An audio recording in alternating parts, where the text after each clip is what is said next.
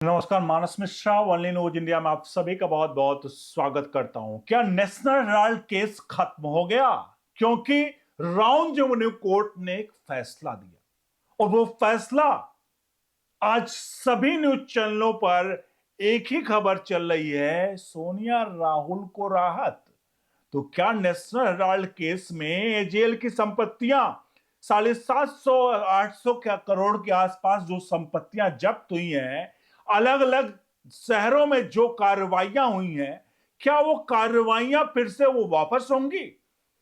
क्योंकि ईडी का एक चार्जशीट जिसको ईडी की एक चार्जशीट को जिसको राउंड रेवेन्यू कोर्ट ने इसे नकार दिया है।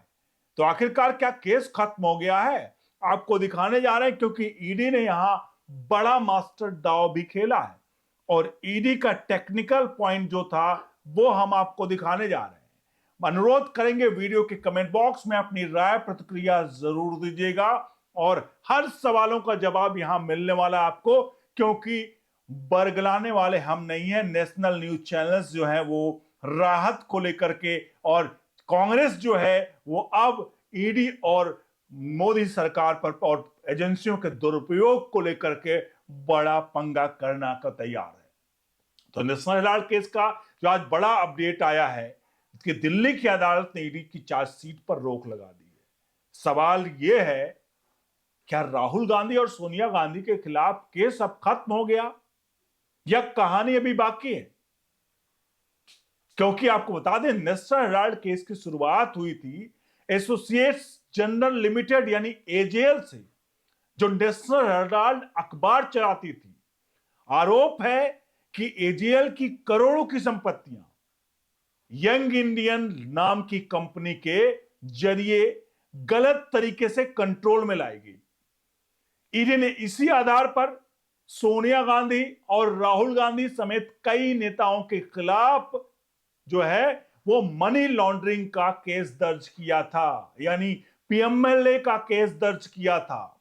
और यहां पर आज जो चार्जशीट पर जिसको खारिज की गई है उसमें इसी पीएमएलए को लेकर ही था कि जो ये चार्ज जो ये एफआईआर की बात की गई है, क्योंकि एफआईआर तो कोई दर्ज ही नहीं है और एक किसी इंडिविजुअल के नाम द्वारा ये पूरे तरह से मामला केस दर्ज किया गया, इसलिए पीएमएलए के तहत जो दर्ज किया गया है यहीं पर खेल हुआ है। लेकिन आज राउंड रेवेन्यू कोर्ट ने ईडी की ताजा चार्जशीट पर संज्ञान लेने से इनकार कर दिया। कोर्ट ने कहा यह चार्जशीट एक प्राइवेट कंप्लेंट से शुरू हुई थी, जबकि पीएमएलए यानी मनी लॉन्ड्रिंग कानून में एक वैध एफआईआर जरूरी होती है। इसलिए अदालत ने साफ कहा कि इस चार्जशीट पर आगे सुनवाई नहीं होगी। सबसे बड़ा सवाल है, क्या यह केस खत्म हो गया? इसका जवाब आपको बता दें, एक अक्षर में नहीं। केस खत्म नहीं हुआ है। आज के फैसले का मतलब सिर्फ इतना है कि ईडी की एक खास चार्जशीट तकनीकी वजह से स्वीकार नहीं है। इसलिए आज कांग्रेस के लोग खुश होंगे। मीडिया अलग अलग हेडलाइंस चला रहा है, सोनिया गांधी राहुल गांधी को राहत दिखा रहा है, लेकिन साफ तौर पर इसी कोर्ट ने यह भी कहा है कि सोनिया राहुल गांधी पर उनके अलावा 5 लोग और जो हैं, उन लोगों पर जो एफआईआर पुलिस और अन्य एजेंसी द्वारा दर्ज किया गया है, जिसमें वो एफआईआर की कॉपी मांग रहे थे, निचली अदालत ने मजिस्ट्रेट के कोर्ट ने कहा था कि उनको एफआईआर की कॉपी दी जाए, लेकिन एफआईआर की कॉपी देने से भी यहां पर राउंड रेवेन्यू कोर्ट ने मना कर दिया था। यानी कि ये सीधे तौर पर आज के फैसले में भी एक बड़ा झटका है। इसके अलावा कोर्ट ने इस पूरे प्रकरण पे बात कहें, कोर्ट ने सिर्फ याचिका को नहीं एक्सेप्ट किया है। कोर्ट ने ना तो आरोपों को गलत कहा है, ना सोनिया गांधी या राहुल गांधी या किसी भी आरोपी को क्लीन चिट दिया है। ये कहीं पर भी कोई भी मतलब वक्तव्य नहीं है।